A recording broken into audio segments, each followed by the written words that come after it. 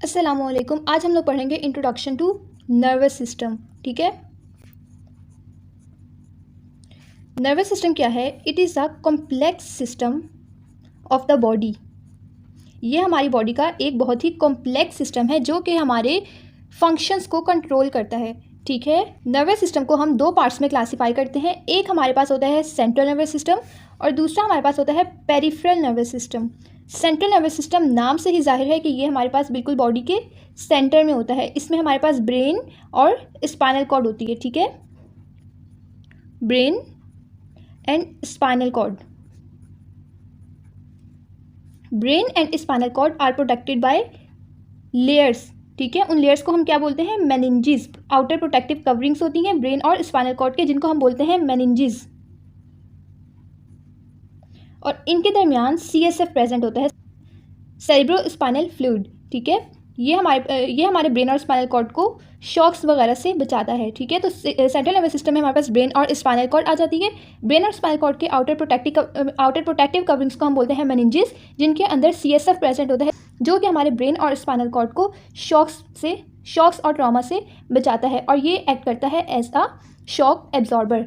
Now coming to the PNS। What is PNS? It is the peripheral nervous system. Peripheral nervous system को भी हम दो parts में divide करते हैं। एक हमारे पास होता है ऑटोनॉमिक नर्वस सिस्टम और दूसरा हमारे पास होता है somatic nervous system. Autonomic nervous system, सबसे पहले तो हम देख लेते हैं कि पेरिफेरल नर्वस सिस्टम क्या होता है। ठीक है, peripheral nervous system is a system of nerves.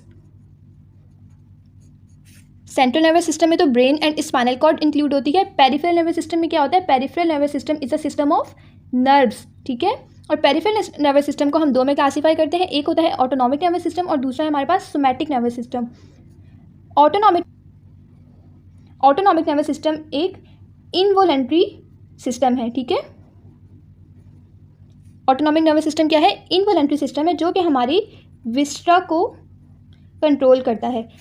Vista यानी internal organs of the body, जिसमें हार्ट और लंग्स और GIT वगैरह आ जाता है। ठीक है, तो इंटरनल ऑर्गन्स भी हमारे इंटरनल ऑर्गन्स को हम खुद अपनी चाह से कंट्रोल नहीं कर रहे होते, वो ऑटोमेटिकली कंट्रोल हो रहे होते हैं बाय ऑटोनॉमिक नर्वस सिस्टम। जैसे कि हार्ट कंटिन्यूसली बीट कर रहा होता है, हमारे चाहने या ना चाहने से वो नहीं रुकता, तो वो किससे कंट्रोल होता है? ऑटोनॉमिक नर्वस सिस्टम से। ठीक है, और सोमैटिक नर्वस सिस्टम क्या है? इट इज़ वोलेंट्री, यानी कि ये हमारी विश से काम करता है। अगर हम चाहेंगे तो काम होगा। ठीक है, तो क्या चीज़ें आ जाती हैं? यानी कि मूवमेंट ऑफ स्केलेटल मसल।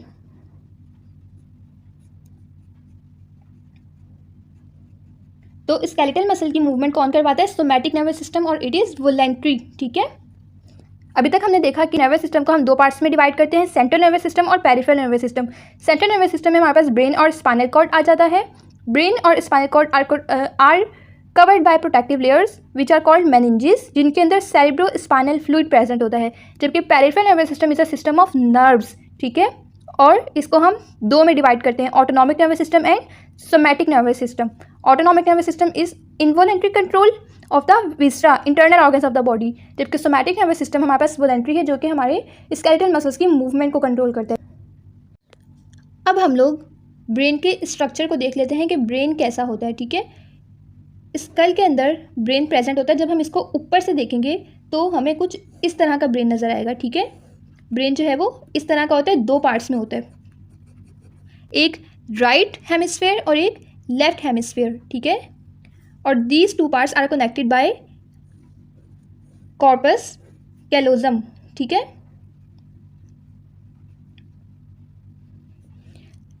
जब हम ब्रेन को ऊपर से देखेंगे तो ब्रेन हमें दो हाफ्स में नजर आएगा, एक हमारे पास राइट सेरिब्रल हेमिस्फीयर और दूसरा लेफ्ट सेरिब्रल हेमिस्फीयर। ब्रेन के ये दोनों पार्ट्स आपस में किस चीज़ से कनेक्ट होते हैं? कॉर्पस कैलोजम से। ठीक है, अब हम लोग ब्रेन को लेटरल साइड से देख लेते हैं। ठीक है, लेटरल व्यू ऑफ ब्रेन। अभी तो हमने ब्रेन को ऊपर से देखा, अगर हम उसको सेरिब्रल हेमिस्फीयर जो था उसको हम लेटरल व्यू देखें तो वो हमें कुछ इस तरह का नज़र आएगा। ठीक है, तो सबसे दरमियान में हमारे पास होता है एक सेंट्रल सल्कस। इसको क्या बोलते हैं? This area is called central sulcus. Central sulcus के जो आगे वाला एरिया होता है इसको हम बोलते हैं फ्रंटल लोब। सेंट्रल सल्कस के जो पीछे वाला एरिया होता है it is called parietal lobe. और ये एरिया जो अलग से निकला हुआ है इसको हम बोलते हैं टेम्पोरल लोब।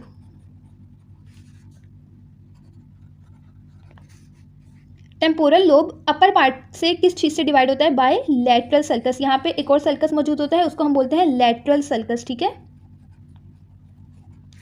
और ये वाला जो एरिया होता है इसको हम बोलते हैं ऑक्सीपिटल लोब। ब्रेन का जब हम लैटरल व्यू देखते हैं तो हमें क्या पता चलता है कि ब्रेन के 4 लोब्स हैं, ठीक है। सबसे आगे वाला जो होता है इसको हम बोलते हैं frontal lobe. Frontal lobe motor activity को कंट्रोल करता है, ठीक है। जब भी हम कोई मूवमेंट करते हैं, हमारे स्केलेटल मसल मूव होते हैं, हम कोई भी मूवमेंट परफॉर्म करते हैं तो वो उसको मूवमेंट करवाने के लिए कौन कमांड भेजता है? फ्रंटल लोब, ठीक है। पैराइटल लोब का क्या फंक्शन होता है कि ये हमारे सेंसेशंस को रिसीव करता है। Second lobe is the parietal lobe और ये सेंसेशंस को रिसीव करता है। सेंसेशन क्या होती है? हमारे इन्वायरमेंट से जो भी इंफॉर्मेशन आती है वो हमारे पास पैराइटल लोब में जाती है और पैराइटल लोब उनको इंटरप्रेट और प्रोसेस करके कहाँ भेजते हैं? मोटर कॉर्टेक्स में। और मोटर कॉर्टेक्स जो भी कमांड देता है बॉडी उस हिसाब से मूवमेंट परफॉर्म करती है, ठीक है। Frontal lobe is associated with motor activity, parietal lobe is associated with sensations. फिर हमारे पास आता है टेम्पोरल लोब। टेम्पोरल लोब जो है ये हमारे पास ऑडिटरी रिफ्लेक्स सेंटर है, यानी कि जिन चीज़ों को भी हम देख के अपने माइंड में जो भी चीज़ें हम देख के मेमोरी में बिठाते हैं वो सारी कौन कंट्रोल करता है? This lobe, temporal lobe. और ये सबसे पीछे जो रीजन है it is called occipital lobe. Occipital lobe is the visual control centre, ठीक है,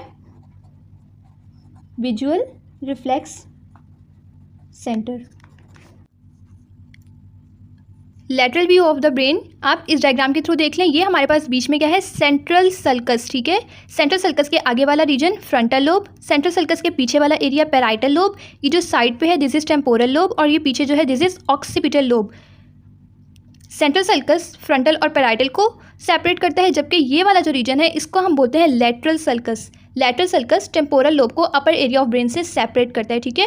एक और डायग्राम के थ्रू देख लेते हैं। ये देखें, ये lateral view of the brain है, ठीक है। ये देखें, ये जो बड़ा सा जा रहा है this is central sulcus. Central sulcus के आगे वाला रीजन क्या होता है हमारे पास?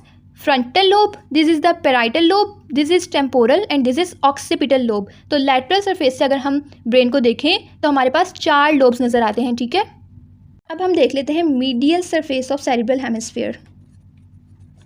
अभी तक हमने देखा कि जब हम ब्रेन को ऊपर से देखते हैं तो वो हमें कैसा दिखता है? 2 हेमिस्फीयर्स दिखते हैं जब हम सरफेस से देखते हैं। लेटरल व्यू में हमारे पास होता है frontal, parietal, temporal and occipital lobe. अब हम देख लेते हैं कि जब हमने इन सेरिब्रल हेमिस्फीयर को, एक सेरिब्रल हेमिस्फीयर को उठाया और इसका अंदर वाला रीजन चेक कर रहे हैं तो वो किस तरह का होता है, ठीक है। अब जरा हम उसको देख लेते हैं, medial surface of cerebral hemisphere. Medial surface में हमारे पास जो चीज़ें विजिबल होती हैं वो क्या होती हैं? सबसे पहले हमारे पास होता है forebrain, second midbrain और थर्ड क्या होता है हमारे पास? Hind brain.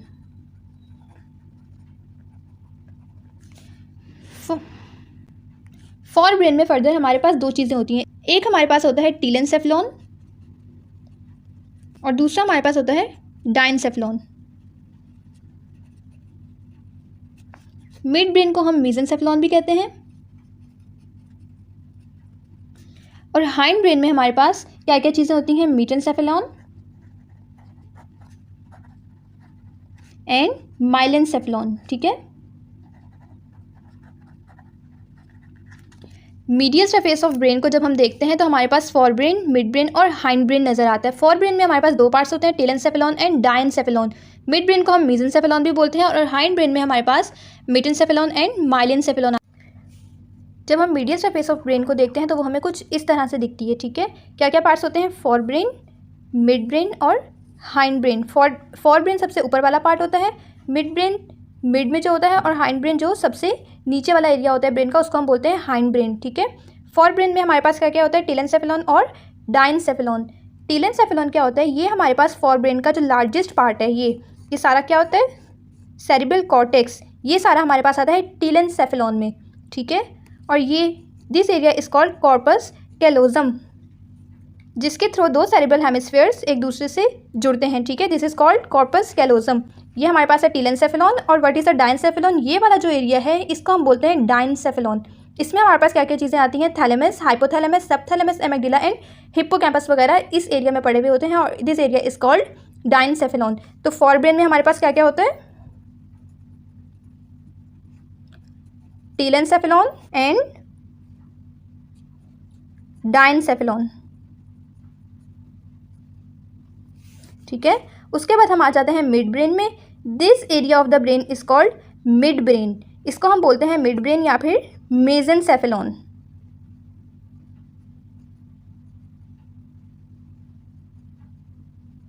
और लास्ट पार्ट हमारे पास जो होता है वो है हाइंड ब्रेन।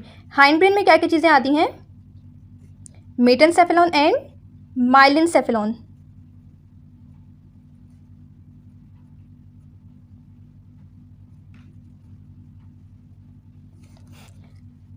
ये वाला जो रीजन है इसको हम बोलते हैं सेरिबेलम। ये क्या है, सेरिबेलम।